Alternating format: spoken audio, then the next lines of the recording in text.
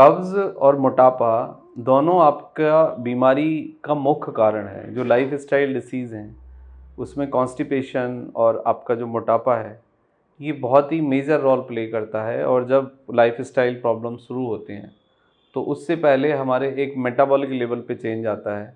Metabolic level पे change आने का मतलब है कि आपको कॉन्स्टिपेशन आने लग जाएगा, या आपको ब्लोटिंग होने लग जाएगा, या आपका भूख प्यास का तरीका बदल जाएगा, या आपका स्टूल पास होने का तरीका बदल जाएगा। आप पेट पे, अपने टमी पे बेली फैट देखेंगे, बॉडी पे भी थोड़ा सा फैट देखेंगे।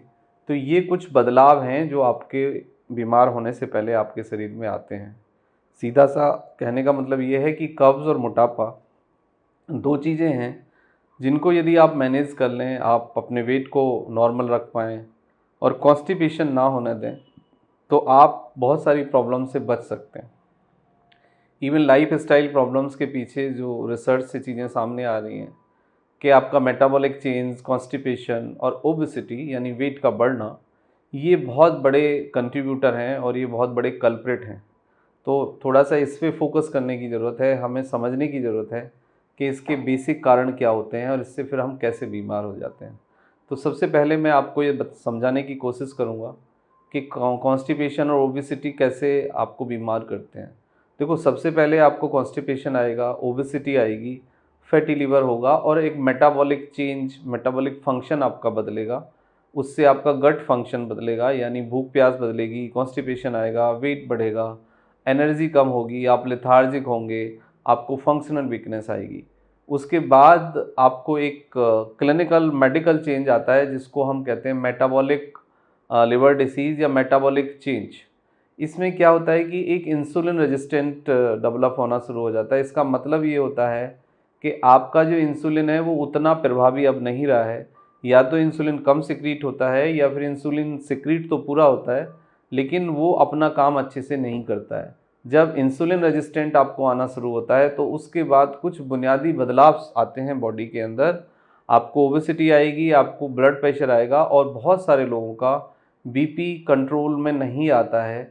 इंसुलिन रेजिस्टेंट का सबसे बड़ा जो इंडिकेशन होता है वो ये होता है कि आपको इरेक्टाइल डिसफंक्शन आएगा, सेक्सुअल वीकनेस आएगी, ब्लड प्रेशर आएगा और दोनों ही प्रॉब्लम्स आपकी कंट्रोल में नहीं आएंगी। आप ट्रीटमेंट लेंगे, लाइफस्टाइल चेंज करेंगे तो कुछ भी बदलाव आपको नहीं दिखेगा। उसके बाद आता है डायबिटीज़ टाइप 2, यानी कि आपका शुगर लेवल, फास्टिंग और पीपी यानी फास्टिंग तो कंट्रोल में आता ही नहीं है इसमें, वो बढ़ जाएगा और मेडिसिन से भी आपका फास्टिंग जो शुगर है वो कंट्रोल इमीडिएटली नहीं आएगा। बहुत सारे लोगों को हाइपोथायराइडिज्म यानी हार्मोनल चेंज आता है, जिससे हम टीएसएच बढ़ जाता है, जिसको हम थायराइड की दवाई जो थायरोक्सिन सोडियम है वो देते हैं, उससे फिर मैनेज करते हैं। एंजाइटी बहुत सारे लोगों को डेवलप होती है, डिप्रेशन, स्लीपिंग डिस्टर्बेंस और मूड डिसऑर्डर देखा जाता है। ओबेसिटी आती है, फैटी लिवर आता है, बहुत सारे लोगों का कोलेस्ट्रॉल बढ़ जाता है, बहुत सारे लोगों का यूरिक एसिड बढ़ जाता है, ऑटो इम्यून चेंज दिखाई देता है और मल्टीपल जॉइंट पेन दिखाई देता है। तो ये सब चीज़ें सरफेस पे आती हैं। तो यदि इन सब लाइफस्टाइल प्रॉब्लम से आपको बचना है तो सीधा सा है कि आप कॉन्स्टिपेशन को डील करें, पेट ठीक रखें, प्लस आप अपनी ओबेसिटी यानी मोटापे को संभालें, वज़न ना बढ़ने दें। यदि ये दोनों चीज़ों पे आपने ब्रेक लगा लिया, इसको कंट्रोल में रख लिया, तो फिर आप फर्दर जो प्रॉब्लम्स हैं उनके होने से आप बच सकते हो। अब बात ये आती है कि आखिर इसको कैसे डील किया जाए। इसको डील करने का सबसे सीधा सा तरीका ये है कि आप अपनी कैलोरी रिक्वायरमेंट को समझें, उतना ही कैलोरी लें जितना आपको आवश्यकता है, एक पॉस्चर में ना बने रहें, रेगुलर एक्सरसाइज करें, कुछ भी ना हो सके तो कम से कम वॉकिंग करें, सूर्य नमस्कार करें, डीप ब्रीदिंग करें। यदि आप इतना भी करते हैं तो आपको इससे अपने वेट को कंट्रोल में रखने में और कॉन्स्टिपेशन यानी पेट को ठीक रखने में काफ़ी मदद मिलेगी। जितना हो सके आप कोशिश करें कि food on time and the natural food, और कुछ समय नेचर के साथ गुजारें, अपनी स्लीप की क्वालिटी को डील करें और अपनी स्ट्रेस को मैनेज करें। लंबे समय तक एक पॉस्चर में ना बैठे रहें। तो ये कुछ ऐसी चीज़ें हैं यदि थोड़ा सा आप ध्यान रखेंगे तो इससे आप अपने कॉन्स्टिपेशन को और ओबेसिटी को कंट्रोल कर पाएंगे। प्लस आप अल्कोहल मॉडरेट रखें। यदि आप अल्कोहल ना लें तो बहुत अच्छा है, यदि आप नहीं छोड़ सकते हैं तो उसको मॉडरेट करिए। मॉडरेट से मतलब है 30 से 60 ml per day.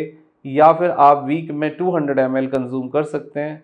Non veg के बारे में ये है कि यदि आप फिज़िकली वर्कआउट करते हैं, बहुत एक्टिव वर्कआउट करते हैं, तो आप नॉन वेज खा सकते हैं। यदि आप एक्टिव वर्कआउट नहीं करते तो आप red meat plus mutton avoid करें। आप फिश खा सकते हैं या फिर ऑकेजनली आप लीन मीट ले सकते हैं, that will be the helpful.